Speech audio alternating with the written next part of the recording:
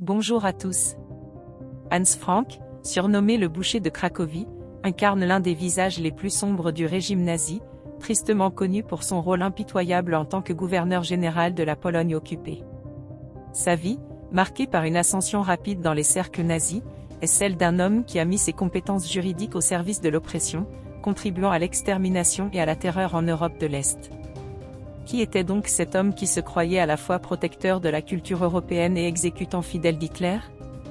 Pour comprendre l'histoire d'Hans Frank, il faut revenir sur son parcours, ses crimes en Pologne, et son procès à Nuremberg, où la justice des Alliés l'a finalement rattrapé.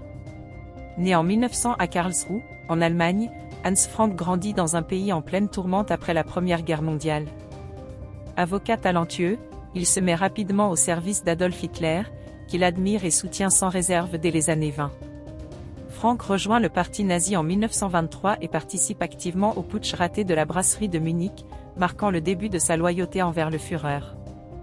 Grâce à son engagement, il devient un membre influent du cercle d'Hitler et joue le rôle de conseiller juridique pour le parti. Ses talents d'avocat servent à légitimer les actions extrêmes du régime sous couvert de loi, transformant des persécutions brutales en procédures légales. Mais c'est en 1939, après l'invasion de la Pologne par l'Allemagne, qu'il reçoit son poste le plus important, celui de gouverneur général de la Pologne occupée.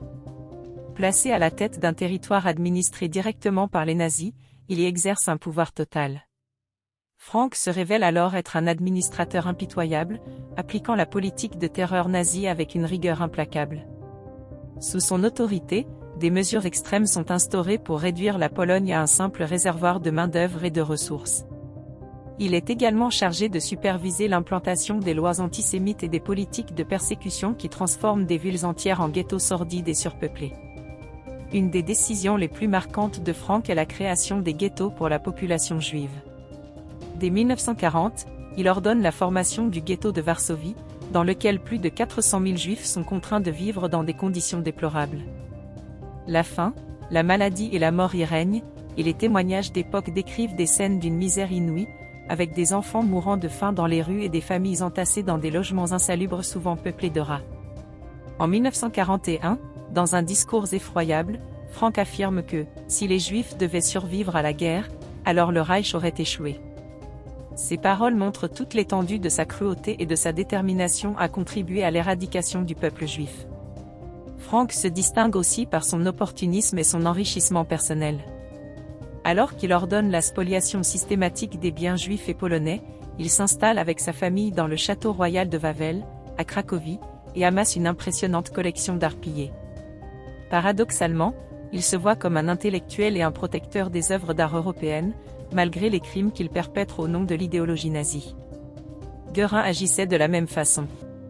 Sa dévotion envers Hitler est totale, mais cela ne l'empêche pas d'entrer en conflit avec certains hauts dirigeants nazis, notamment Himmler. La SS, de plus en plus puissante, commence à prendre le contrôle des opérations en Pologne, et Frank ne parvient pas à s'opposer efficacement aux forces d'Himmler, notamment lorsque l'opération Reinhard est lancée pour organiser l'extermination systématique des Juifs polonais. À mesure que la guerre tourne en défaveur de l'Allemagne, Frank prend conscience de la défaite imminente du Troisième Reich. En 1945, alors que l'armée rouge approche, il tente de fuir, emportant avec lui des œuvres d'art volées en guise de butin. Mais il est rapidement capturé par les troupes américaines, mettant fin à sa fuite. C'est lors du procès de Nuremberg que sa vraie nature est exposée au grand jour. Confronté aux preuves accablantes de ses crimes de guerre et de ses crimes contre l'humanité, Hans Frank adopte une attitude surprenante. Il exprime des remords et reconnaît sa responsabilité pour sauver sa vie. Toutefois, ces mots sont insuffisants face aux atrocités qu'il a orchestrées, et les témoignages poignants des survivants polonais et juifs rendent toute tentative de défense vaine.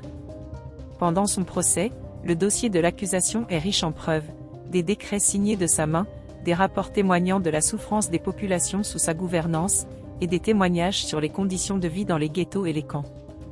Frank tente de se réinventer comme un homme repenti, et certains pensent qu'il espérait échapper à la pendaison en exprimant publiquement ses remords et en se rapprochant de la foi catholique dans ses derniers jours. Mais la justice des Alliés ne se laisse pas duper. Hans Frank est condamné à mort en octobre 1946 et exécuté peu de temps après, laissant derrière lui le souvenir d'un homme qui a consacré une grande partie de sa vie à l'application du national-socialisme. Peu de temps avant de mourir, lors d'une visite de sa femme et de sa petite-fille, cette dernière lui aurait demandé quand il allait être pendu. L'histoire d'Hans Frank rappelle l'horreur de la tyrannie et le prix à payer pour ceux qui se rendent complices de crimes contre l'humanité. Sa vie et sa mort incarnent une leçon essentielle sur les dangers de l'idéologie et de l'obéissance aveugle. Si cette biographie vous a éclairé sur l'une des figures les plus notoires de l'Allemagne nazie, n'oubliez pas de liker cette vidéo et de vous abonner pour découvrir d'autres récits sur les acteurs de la Seconde Guerre mondiale. Merci.